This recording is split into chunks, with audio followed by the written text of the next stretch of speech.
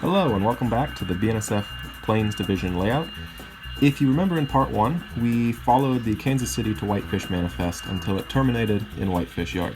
Today, we continue that journey with the Columbia Falls switch job as it pulls cars from that manifest to set out at their respective industries.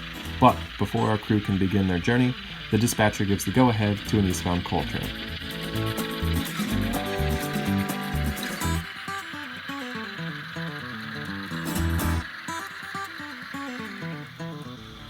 The coal train now passes Columbia Falls, where we will see plenty of action very shortly. This will be the last time that we see this train in this video, but don't forget it, in the next video we'll return to the upper level and watch this coal train battle the hill with manned helpers.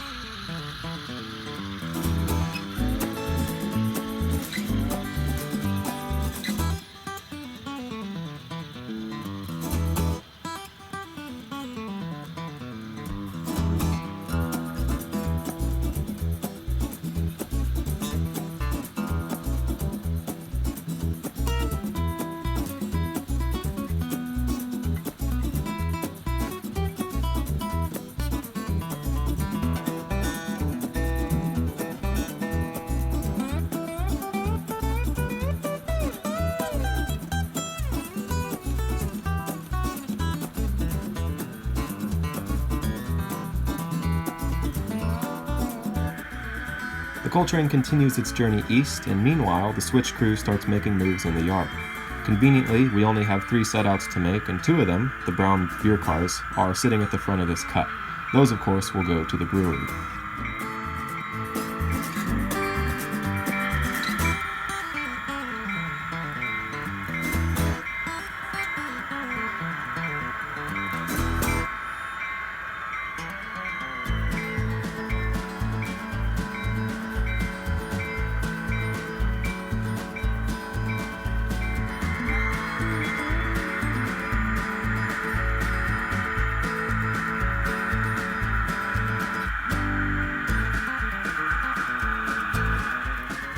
The other car we need is the beat-up and temporarily unlettered 50-foot boxcar just ahead of the Procore cylindrical hopper.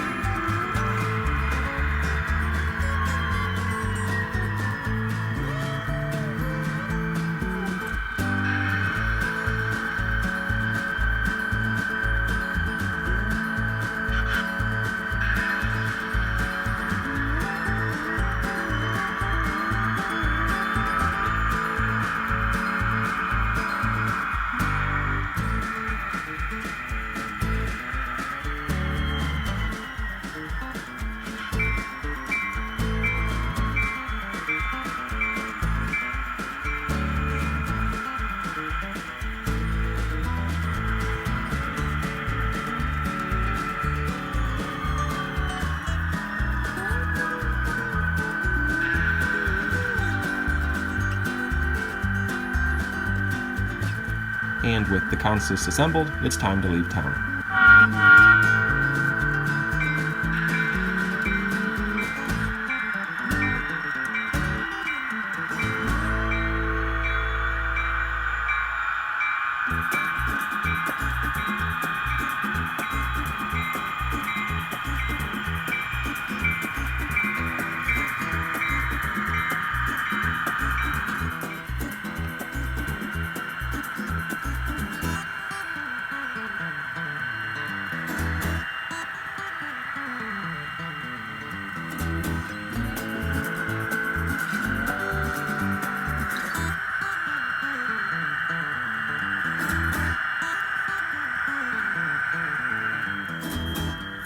We now arrive at Columbia Falls. There are 3 industries with a combined 8 to 10 car spots, but today we'll only service the brewery and warehouse, leaving the transload facility for another day.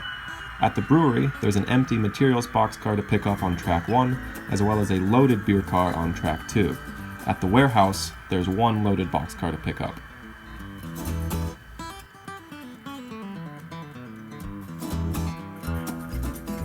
As our train backs off of the main line, we now leave the Highline subdivision and enter the Kalispell subdivision that runs between Columbia Falls and, of course, Kalispell. Recently, this line had been operated by the Mission Mountain Railroad, but in April of 2020, BNSF took back control. But if the Watco subsidiary ever regains control of the line, I look forward to incorporating that interchange into the layout's operations. First, the crew will position both the warehouse setout and pickup to isolate the beer cars for a runaround move. Due to some grade crossing restrictions further along the Kalispell subdivision, the dispatcher asked the switch crew to give him a call before leaving town. Out there, I'll go ahead and let you guys keep working there. Give me a call before you guys, or give me a call as soon as you're done there, and I understand you cannot proceed. You guys have a north of Reserve Drive, correct?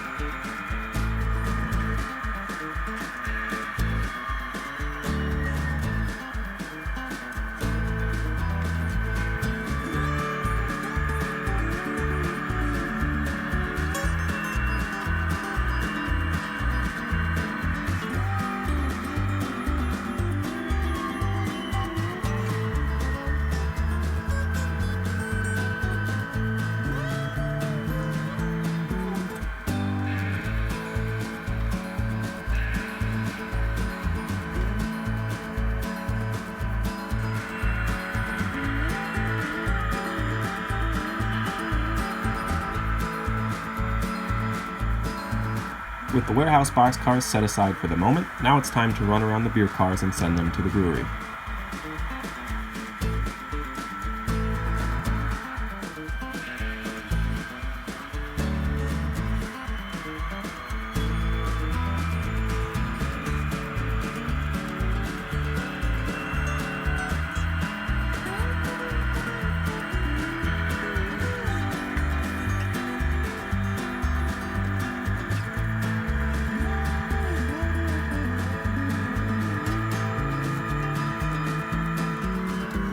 The first pickup to make is the High Cube CN boxcar. Now empty, this boxcar delivered packaging materials to the plant, but this is only an occasional delivery. Thus, today there isn't another car to spot in its place.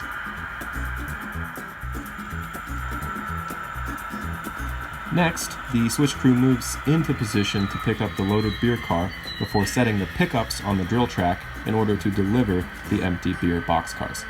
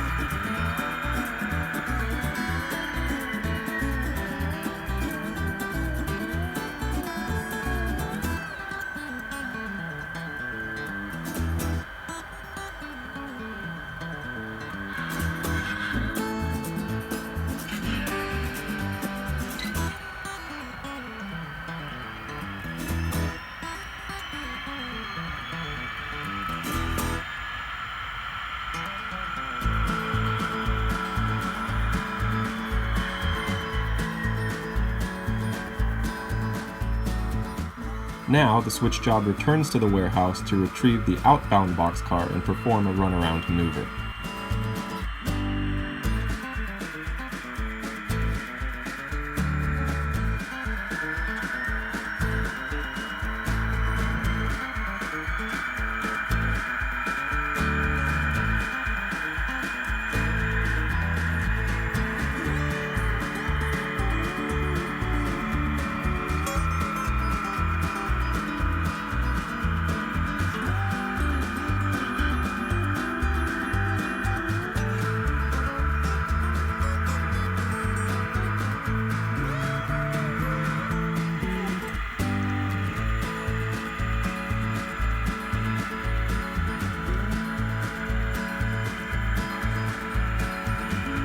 With the consist just about assembled, it's time to leave town, but not before contacting the dispatcher about those grade crossing warnings.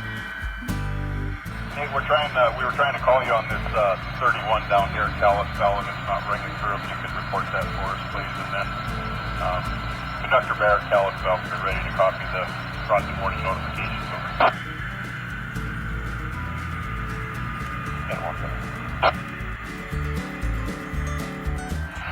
First one, Xbox One, automatic crossing warning device activation failure, disabled that. Post 1221.94, MP 1221.94, also known as LaSalle Road.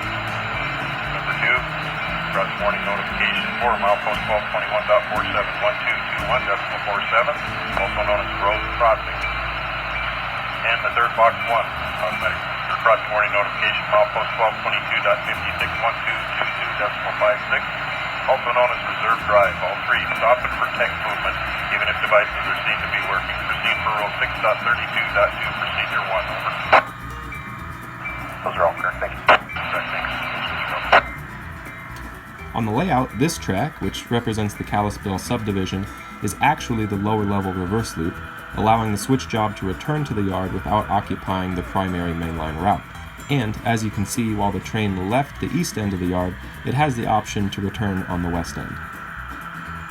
So in part 1, we saw the journey of the manifest, and in part 2, we got to see where some of those cars go. With the industry pickups back in the yard, the switch crew can assemble the next eastbound manifest, but for us, this is the end of the line today. However, that doesn't mean the action is over just yet. Be sure to stay tuned for part 3, where we'll look at manned helper operations over Crawford Hill. As always, thanks for watching, and I'll see you next time.